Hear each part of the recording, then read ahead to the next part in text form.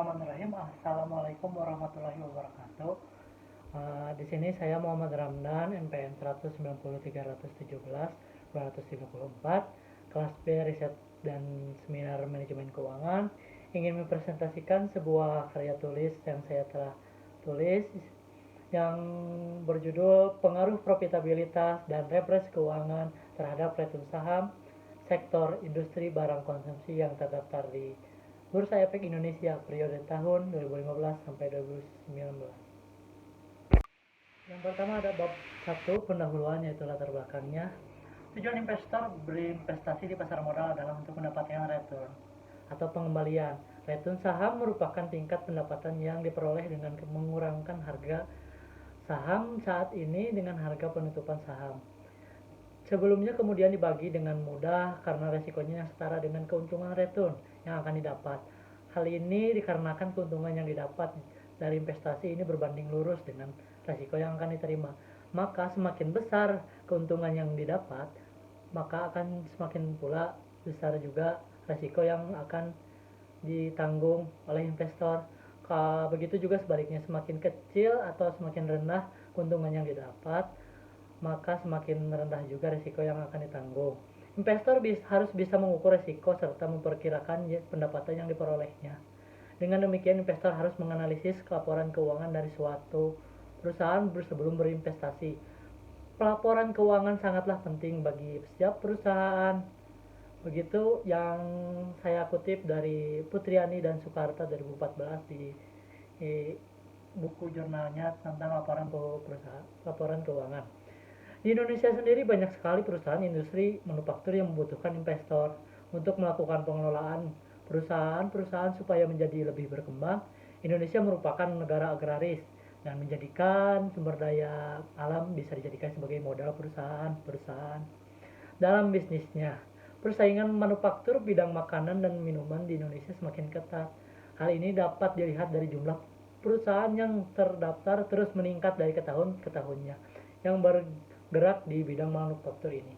Kemudian perusahaan-perusahaan tersebut dibagi menjadi 3 kelompok yang terdiri dari industri dasar kimia, yang kedua ada industri barang konsumsi, dan yang terakhir ada aneka industri. Yang saya ingin bahas ini salah satu sektor, yaitu sektor industri barang konsumsi. Yang saya dapat data dari IDX itu merupakan tercatat semuanya perusahaan ada 184 perusahaan, tapi yang ada di sektor industri barang konsumsi ada 42 perusahaan. Dengan saya akan menyebutkan 20 hanya sampel 20 dari kriteria yang ada dipublikasikan laporan keuangannya dan tidak terus berjalan atau tidak ada likuidasi dari suatu perusahaan. Industri barang konsumsi makanan dan minuman ini merupakan sektor yang sangat potensial dan menarik untuk menjadikan perhatian dikarenakan berinvestasi di dalamnya cukup menjanjikan di masa depan. Akan tetapi industri barang konsumsi makanan dan minuman memiliki karakteristik yang sulit untuk diprediksi, di mana industri ini cukup dipengaruhi oleh pengetahuan kondisi perekonomian negara dan cenderung pada saat terjadi pertumbuhan ekonomi yang tinggi, industri barang konsumsi makanan dan minuman ini mengalami booming dan cenderung oversupply. Sebaliknya, pada saat pertumbuhan ekonomi yang semakin menurun, secara cepat sektor ini akan mengalami penurunan yang cukup drastis pula. Hal tersebut tentunya berdampak terhadap kinerja perusahaan, khususnya tingkat return saham yang dihasilkan setiap tahunnya. Begitu pula dengan kasus corona ini akan menjadikan sebuah batu loncatan apakah itu akan naik atau turun di tahun 2020 ini tentang return saham. Yang pertama ada profitabilitas. Saya akan memberikan statistik deskripsi profitabilitas ROE atau ROE di sektor industri barang konsumsi yang ada di sini ya, yang di atas. Profitabilitas, pada penelitian ini profitabilitas menggunakan return on equity atau ROE. ROE dihitung dengan cara membagi earning after tax atau laba setelah pajak dengan equity menurut Kashmir 2018 di dalam analisis laporan keuangan. Perkembangan di atas itu merupakan ada banyak sampel yang saya kelola adalah 20 sampel, termasuk dari ke tahun dari 2015 sampai 2019. Begitu juga dengan cara semakin tinggi rasio ini maka akan semakin baik, artinya posisi pemilik perusahaan semakin kuat. Begitu pula sebaliknya, berdasarkan dan laporan keuangan perusahaan, ROE perusahaan sektor barang industri barang konsumsi yang dijadikan sampel pada tahun 2015 sampai 2019 ini dapat dilihat dari tabel berikut. Ya seperti ini ya. Dari ini adalah perkembangan di dalam rata-rata ROE perusahaan sektor industri barang konsumsi yang terdapat di Bursa Efek Indonesia periode 2015 sampai 2019. Di sini kita cukup tahu rata-rata ROI itu menurun. Berdasarkan gambar 1, rata-rata ROI pada sektor industri barang konsumsi pada tahun 2015 sampai 2019 mengalami penurunan. Nilai rata-rata ROE pada tahun 2015 sebesar 22,32, tahun 2016 sebesar 22,27, dan untuk tahun 2017 sendiri mengalami penurunan yang cukup tinggi dibandingkan dengan tahun sebelumnya sebesar 8, sehingga nilai rata-rata ROE pada tahun ini sebesar 14,27. Pada tahun 2018 nilai rata-rata ROE sebesar 18,65 dan mengalami kenaikan sebesar 4,38 yang menaikkan jadi 18,65 dan turun lagi di 2019 menjadi 15,41 yang menurun sebesar 3,24. Begini ada statistik atau diagram tentang penurunan ROE dan ada kenaikan di 2018. Terima kasih. Yang selanjutnya ada leverage keuangan atau yang saya kelola di sini ada DER. Sebenarnya ada 3, tapi saya nanti akan jelaskan tentang teorinya di tinjauan pustaka. Leverage keuangan ini pada penelitian ini menggunakan DER. Dihitung dengan cara membagi total debt dengan total equity. Berdasarkan data laporan keuangan perusahaan DER, perusahaan sektor industri barang konsumsi yang dijadikan sampel ini ada sampel yang tadi ini adalah hasilnya yang telah saya olah berdasarkan sumber laporan keuangan yang ada di website perusahaan tertentu. Perkembangan rata-rata DER di sini pada perusahaan dapat dikatakan cenderung mengalami penurunan. Dapat dilihat dari kita akan lihat ke bawah. Rata-rata DER perusahaan sektor barang industri barang konsumsi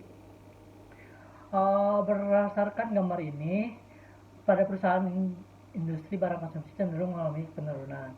Nilai rata-rata DER 2015 sebesar 0,83, sementara rata-rata untuk tahun 2016 sampai dengan 2019 mengalami penurunan. Nilai rata-rata DER pada tahun 2016 sebesar 0,88, tahun 2017 sebesar 0,80, dan tahun 2018 sebesar 0,76, dan untuk tahun 2019 sebesar 0,70. Selanjutnya ada harga saham. Berdasarkan harga saham merupakan harga yang terjadi di pasar bursa pada saat tertentu yang ditentukan oleh pelaku pasar dan ditentukan oleh permintaan yang penawaran perusahaan saham yang bersangkutan di pasar modal. Harga saham dapat dihitung dari harga penutupan closing price. Harga saham dapat dilihat dari tabel berikut. Di sini maka ada penurunan dan kenaikan dari harga saham di perusahaan-perusahaan yang saya telah olah berdasarkan sektor industri barang konsumsi. Berdasarkan gambar ini, harga saham pada perusahaan sektor tersebut cenderung mengalami peningkatan. Nilai rata-rata harga saham pada tahun 2015 sebesar 5.123,65, sementara nilai rata-rata harga saham untuk 2016 sebesar mengalami penurunan sebesar 396,2 dan menjadikan rata-rata sebesar 4.727,45, dengan mengalami lagi penurunan di 2017 mengalami penurunan sebesar 4.686, sementara Sementara itu untuk nilai rata-rata harga saham 2018 sampai 2019 mengalami peningkatan yang sebesar 6.299 untuk 2018 dan 6.727 untuk 2019. Begitu.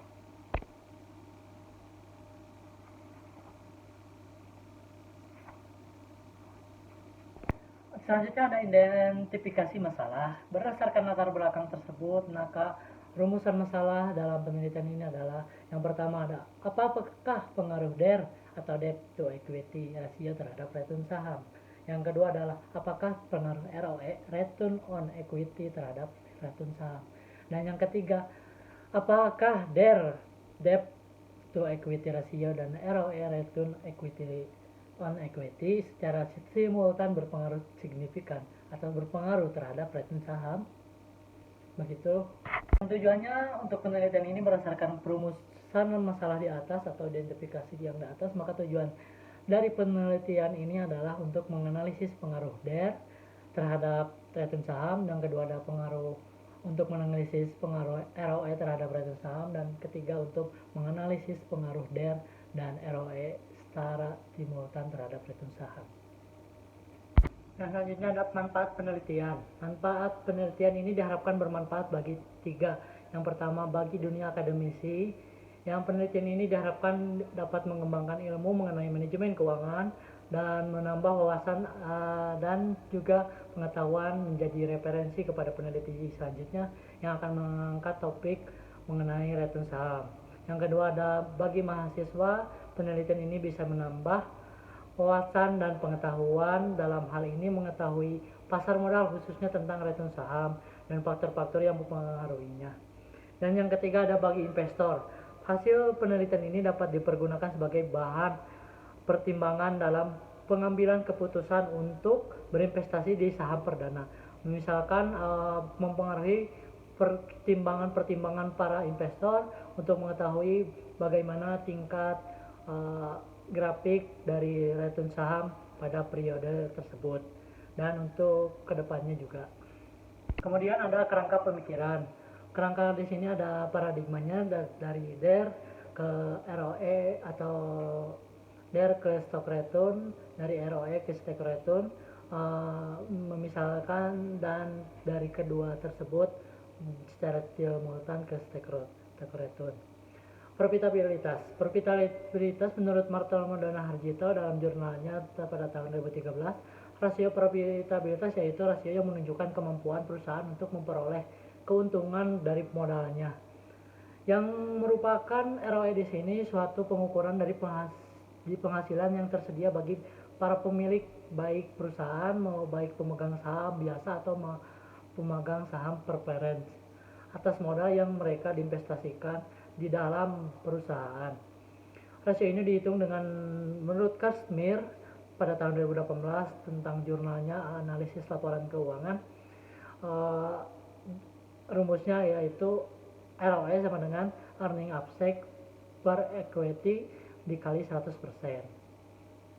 Yang kedua ada leverage keuangan. Menurut Fahmi dalam jurnalnya pada tahun 2012, rasio leverage mengukur seberapa besar suatu perusahaan dibiayai oleh hutang. Rasio ini dapat diartikan sebagai besarnya aktiva perusahaan yang didanai dengan pendanaan dari pihak luar. Nah, selanjutnya ada harga saham. Harga saham merupakan harga yang terjadi di pasar bursa atau return saham terhadap maksudnya return saham itu pengembalian saham pada saat tertentu yang ditentukan oleh pelaku pasar dan ditentukan oleh permintaan penawaran saham yang bersangkutan di pasar modal. Harga saham dihitung dari harga penutupan atau closing price pada akhir transaksi menurut Yogianto pada jurnalnya 2015 dengan rumus RT atau return saham sama dengan PT harga saham sekarang dikurangi PT harga saham PT minuan atau harga saham sebelumnya tahun sebelumnya. Hipotesis pemikiran. Berdasarkan uraian kerangka berpikir yang telah dijelaskan, maka dapat ditarik kesimpulan sementara sebagai berikut, yaitu H1 debt to equity ratio atau DER berpengaruh terhadap terjadinya return saham. Yang kedua, H2, return on equity ROE berpengaruh terhadap terjadinya return saham. Dan yang ketiga, H3, debt to equity ratio DER dan return on equity ROE secara bersama-sama mempengaruhi terjadinya return saham. Dan selanjutnya ada pengertian atau bab 2 dalam tinjauan pustaka. Yang pertama ada pengertian profitabilitas. Profitabilitas dalam perusahaan dapat menunjukkan perbandingan antara laba dengan aktiva ataupun modal yang dapat menciptakan laba tersebut, atau dapat dikatakan profitabilitas adalah kemampuan suatu perusahaan untuk menciptakan laba.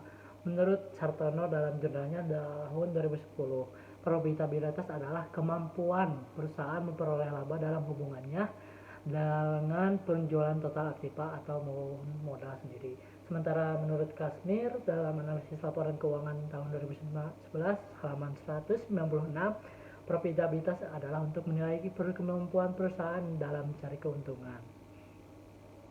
Yang kedua ada tujuan dan manfaat profitabilitas. Tujuannya adalah menggunakan rasio profitabilitas bagi perusahaan maupun bagi pihak luar perusahaan. Menurut Kashmir itu dalam analisis laporan keuangan tahun 2013, yaitu untuk mengukur, menghitung laba yang diperoleh perusahaan dalam suatu periode tertentu. Dan yang kedua untuk menilai posisi laba perusahaan pada tahun sebelumnya dengan tahun sekarang. Dan yang ketiga ada untuk menilai perkembangan laba dari waktu ke waktu. Kemudian ada untuk menilai besarnya laba bersih sesudah pajak dengan modal sendiri. Untuk mengukur seluruh produktivitas dari seluruh dana perusahaan yang digunakan baik modal, pinjaman maupun modal sendiri, dan tujuannya adalah ini. Manfaatnya dari rasio profitabilitas ini menurut Kashmir juga, yang pertama mengetahui besarnya tingkat laba yang diperoleh, dan yang kedua mengetahui perkembangan laba dari waktu ke waktu, kemudian mengetahui besarnya laba bersih sesudah pajak dengan modal sendiri, dan yang terakhir mengetahui seluruh produktivitas seluruh dana perusahaan yang digunakan baik modal pinjaman maupun modal sendiri. Pernyataan tersebut di atas dapat dikatakan bahwa profitabilitas merupakan alat ukur untuk melibatkan atau melihat kemampuan perusahaan dalam menghasilkan laba yang dapat dilihat dari hasil perhitungan rasio ROE atau profitabilitas. Penggunaan seluruh atau sebagian profitabilitas tergantung dari kebijakan manajemen. Jelasnya semakin lengkap jenis rasio yang digunakan, semakin sempurna hasil yang akan dicapai.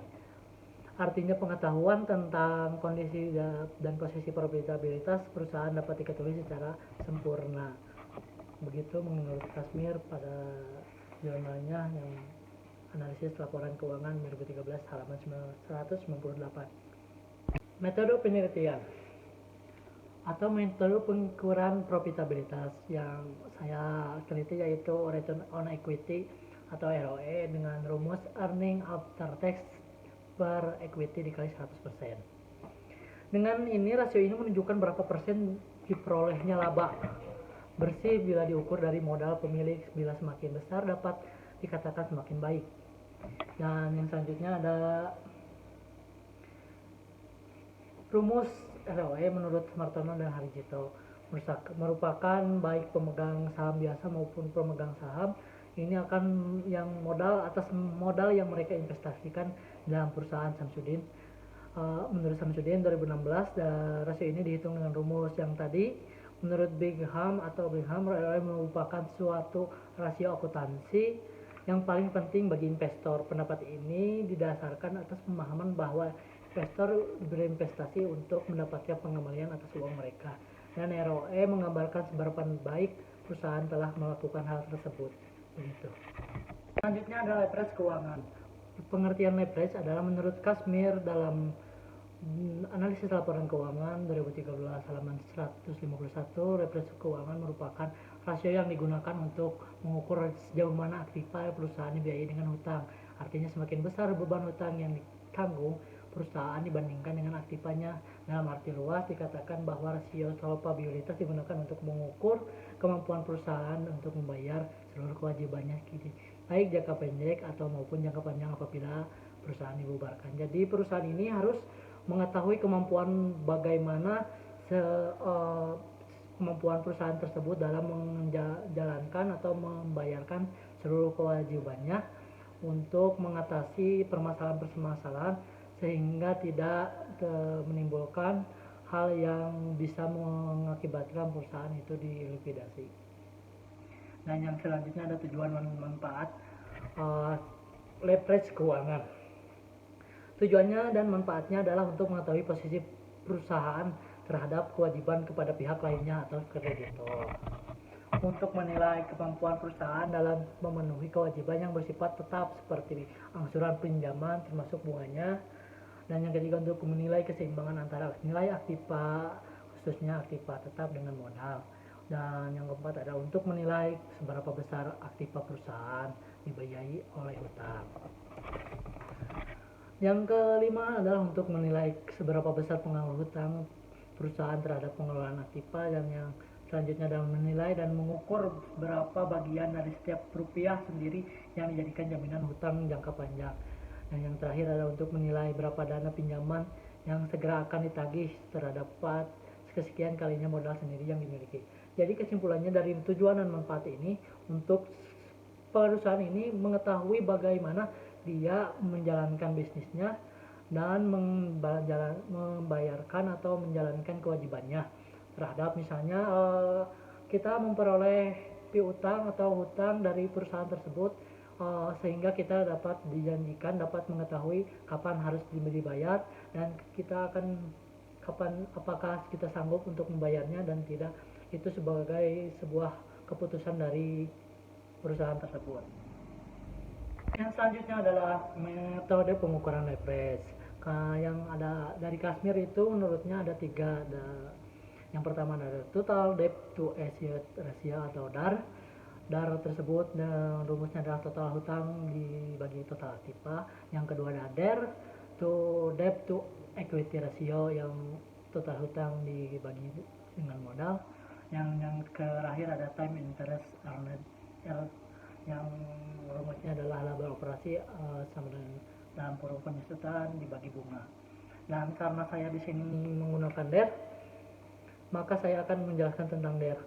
Rasio hutang dengan modal sendiri, debt to equity ratio, merupakan imbangan antara hutang yang dimiliki perusahaan dengan modal sendiri. Semakin tinggi rasio ini, berarti modal sendiri semakin sedikit dibanding dengan hutangnya. Bagi perusahaan, sebaiknya besarnya hutang tidak melebihi modal sendiri agar beban tetapnya tidak terlalu tinggi. Untuk pendekatan konservatif, besarnya hutang maksimal sama dengan modal sendiri, artinya debt to equity ratio bisa menggunakan rumus sebagai berikut, yaitu DER sama dengan total hutang dibagi modal. Terima kasih. Yang terakhir ada Y-nya, yaitu sendiri adalah return saham atau harga. Saya di sini adalah harga saham. Pengertian return saham merupakan hasil yang diperoleh dari kegiatan investasi. Return dibedakan menjadi dua, yaitu return realisasi yang merupakan return yang telah terjadi, dan yang kedua yaitu return ekspektasi yang merupakan return yang diharapkan akan diperoleh oleh investor di masa mendatang. Ini bermaksud dari forecasting, misalnya investor mengharapkan returnnya itu segini untuk periode yang akan datang, sehingga bagaimana perusahaan mencapai hasil tersebut atau mendekati hasil tersebut. Faktor-faktor yang mempengaruhi return saham. Menurut Jogianto pada jurnalnya 2010 halaman 195, faktor yang mempengaruhi return saham adalah yang pertama, variasi tingkat pengembalian dan saham disebabkan dari penilaian pada kinerja perusahaan. Semua persepsi yang positif terjadi terhadap kinerja perusahaan akan membawa harga saham ke tingkat yang lebih tinggi dari semula. Hal ini disebabkan karena saham tersebut memberikan return yang optimal. Sebaiknya jika ternyata membuat persepsi yang negatif bagi investor, maka harga saham akan bergerak ke arah yang lebih rendah dari sebelumnya. Misalnya dari kasus tersebut, misalnya harga dari Zoom karena corona, di adanya PSBB atau PSBB, yaitu tidak dapat bertemu tatap muka dalam sebuah perkuliahan, maka perkuliahan Zoom dipindahkan ke Zoom, yaitu melalui video call group, sehingga menjanjikan pada aplikasi Zoom itu meningkatkan saham caranya akan naik karena investor banyak yang ingin berinvestasi. Sementara di dalam bidang sektor industri konsumsi, misalnya sebuah perusahaan mie di sini akan dijelaskan bagaimana karena semua orang ini berada dalam rumah, maka kebanyakan menurut persepsi saya semuanya kan jarang keluar, jadi jarang membeli bahan-bahan makanan, sehingga mie itu banyak dibeli, meningkatkan penjualan. Sehingga dalam peningkatan penjualan ini saham-saham juga akan menaik, atau insya Allah menurut saya pribadi ya, uh, begitu. Return saham di sini terdiri dari dua jenis, yaitu pendapatan lancar yang merupakan keuntungan yang diperoleh melalui pembayaran yang bersifat periodik yang biasanya diterima dalam bentuk kas sehingga dapat diuangkan secara cepat, dan capital gain yang merupakan keuntungan yang diterima karena adanya selisih antara harga jual dengan harga beli saham dari suatu instrumen investasi. Faktor-faktor yang mempengaruhi return saham. Yang menurut Alwi 2010 halaman 1087 dalam jurnalnya, return saham akan mempengaruhi beberapa faktor atau yang dipengaruhi oleh beberapa faktor atau tingkat pengembalian saham, antara lain adalah yang ada dua, yaitu faktor internal dan faktor eksternal. Yang internalnya adalah pengumuman tentang pemasaran, produksi, penjualan, seperti pengiklanan, rincian kontrak, perubahan harga, penarikan produk baru, laporan produksi. Dan yang kedua ada pengumuman laporan keuangan perusahaan seperti peramalan laba sebelum akhir tahun fiskal dan setelah akhir tahun fiskal, earning per share, dividen per share, price earning ratio, net profit margin, return on equity, return on asset.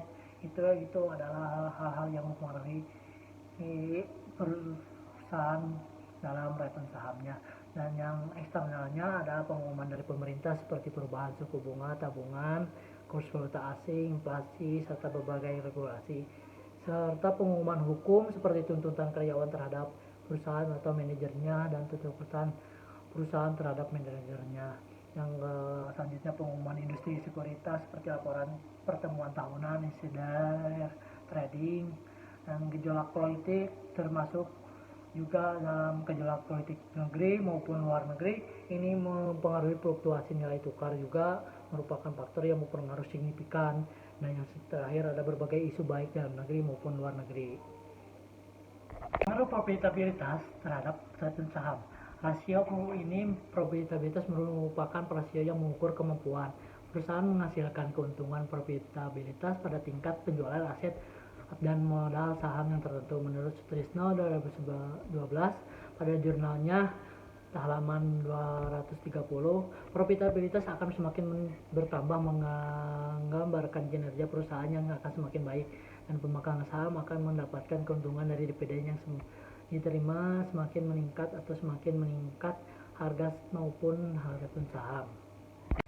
Pengaruh leverage terhadap return saham. Leverage mencerminkan kemampuan perusahaan dalam memenuhi kewajibannya.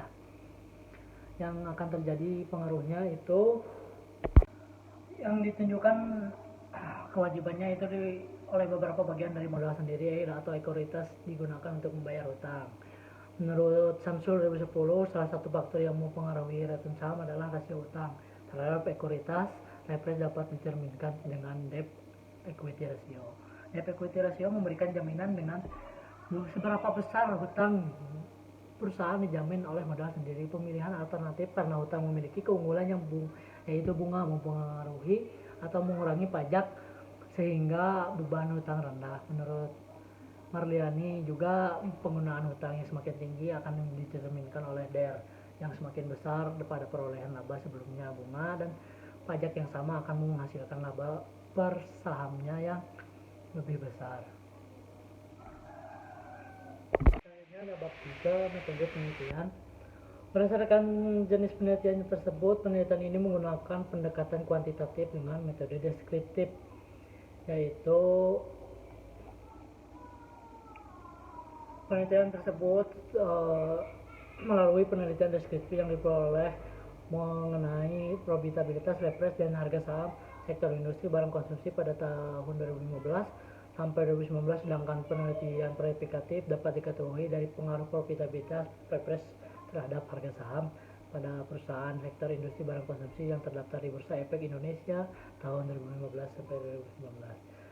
Subjek dan objek penelitian. Subjeknya yaitu penelitian perusahaan tersebut adalah industri barang konsumsi yang terdapat di BEI pada periode tahun 2015 yang dimana rata-rata sampai 2019, yang dimana rata-rata tersebut diperoleh oleh Bursa Efek Indonesia, Otoritas Jasa Keuangan, dan IDX.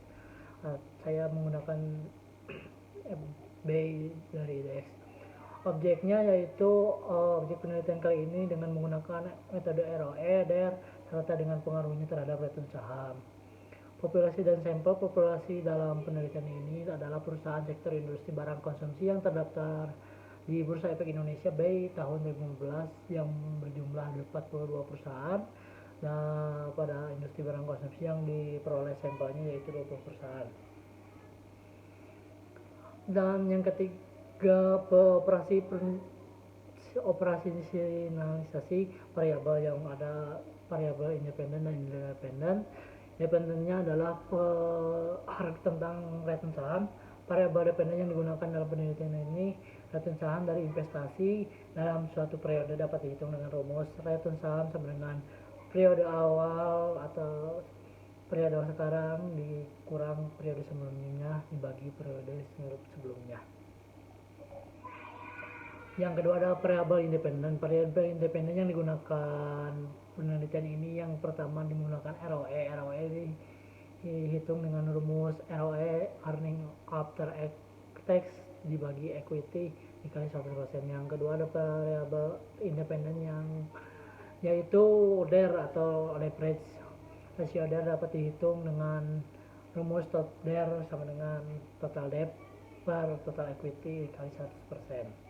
Atau yang terakhir ada analisis alat analisis statistik. Alat analisis ini ada analisis data uji normalitas, teknis analisis data. Penelitian ini menggunakan statistik deskriptif dan analisis regresi linear berganda untuk menganalisis variabel profitabilitas variabel X terhadap harga saham. Menggunakan Microsoft Excel dan SPSS 4. Analisis data uji normalitas ini digunakan untuk menguji normal atau tidaknya variabel-variabel penelitian tersebut berdistribusi bernormal dan mendekati normal. Dalam melakukan uji normalitas data menggunakan uji Kolmogorov-Smirnov dengan pengambilan keputusan jika nilai signifikasi lebih besar dari 0,05 maka data berdistribusi normal. Kalau misalkan kurang, yaitu tidak berpengaruh signifikan. Berdasarkan hasil olahan data uji normalitas dengan menggunakan Kolmogorov-Smirnov diperoleh nilai signifikasi, yaitu signifikasi dari 2 ekor sebesar 0,0220. Nilai tersebut lebih besar dari 0,05 maka sesuai dengan dasar pengambilan keputusan dalam uji normalitas ini dapat diketahui bahwa data dalam tersebut berdistribusi normal karena lebih besar dengan tingkat signifikannya yaitu 0,05. Yang selanjutnya ada uji autokorelasi. Uji autokorelasi dilakukan untuk mengetahui ini terdapat atau tidaknya masalah autokorelasi suatu observasi ke observasi yang tidaknya masalah autokorelasi dari observasi tersebut ke observasi lainnya. Penelitian ini menggunakan lebih dari suatu periode sehingga menggunakan uji autokorelasi jika DU dikurangi jadi lebih kecil dari nilai DW lebih kecil dari 4 DU maka tidak dapat di autokorelasi dalam model regresi. Yang selanjutnya adalah uji multikorelitas. Uji ini dilakukan untuk mengetahui adanya korelasi antara model regresi dengan variabel bebas. Yang berdasarkan hasil pengolahan data ini, masing-masing variabel yaitu nilai pasar sebesar 0,0406, profitabilitas jadi 0,403, dan refresh terhadap 0,986.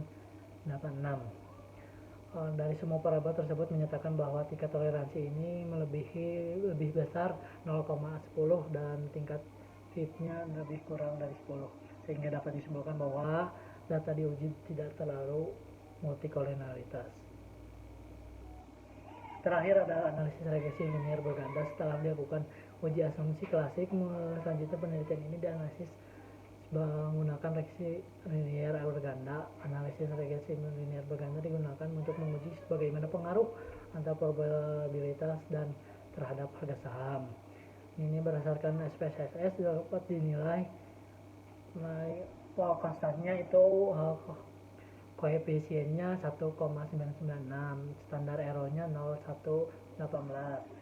Maka pada output SPSS dapat diketahui bahwa probabilitas yang diproksikan dengan ROE mempengaruhi tingkat nilai signifikansi, yaitu sebesar 0,003, dan diperoleh dari DER perusahaan nilai signifikansi sebesar 0,012. Kemudian dapat diketahui bahwa nilai koefisiennya ROE yaitu sebesar 0,393 dan nilai koefisien regresi DER sebesar min 0,348. Maka dapat dimulakan regresi sebagai berikut ya. Karena berdasarkan standar deviasi koefisien betanya 0,191, signifikannya 16,957. Ini menggunakan variabel saham tersebut. Terakhir adalah adanya kesimpulan probabilitas berpengaruh positif terhadap harga saham. Dengan demikian, apabila probabilitas diproksikan dengan ROE mengalami kenaikan, maka harga saham akan mengalami kenaikan pula. Sebaiknya refresh berpengaruh terhadap negatif terhadap harga saham. Dengan demikian, apabila refresh yang diproksikan dengan DER mengalami kenaikan, harga saham akan mengalami penurunan. Begitu pula sebaliknya. Bagi perusahaan diharapkan mampu menjaga nilai refresh. Hal ini disebabkan penggunaan utang jangka panjang yang lebih besar mengakibatkan perusahaan ini meningkatkan risikonya, sehingga investor akan menghindari penanaman modal di perusahaan.